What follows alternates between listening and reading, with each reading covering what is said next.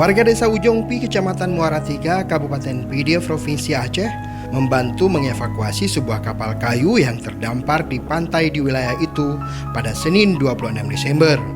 Dari dalam kapal diketahui terdapat 185 imigran Rohingya yang meliputi pria dewasa, perempuan, dan anak-anak. Sebagian dari mereka dalam kondisi lemas setelah sebulan berada di laut. Para pengungsi ini melarikan diri dari kampung halaman mereka di Myanmar. Setelah sampai di daratan, warga memberikan makanan dan air minum.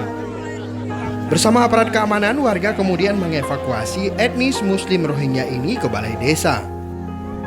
Sejumlah petugas medis juga dikerahkan untuk membantu mereka yang dalam kondisi sakit dan lemas akibat kekurangan cairan. Para pengungsi Rohingya itu terdiri dari 83 laki-laki dewasa, 70 wanita dewasa, dan 32 anak-anak.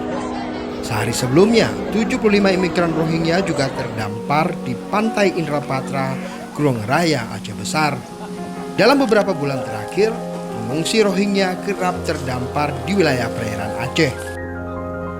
Mereka melarikan diri dari negaranya setelah tidak diakui lagi kewarganegaraannya oleh pemerintah Myanmar. Etnis Muslim Rohingya yang menempati wilayah Rakhine Myanmar merupakan warga minoritas. Karena terus mendapatkan kekerasan dari militer Myanmar, sebagian warga Rohingya memilih melarikan diri dari negaranya. Tim Liputan Aceh Video.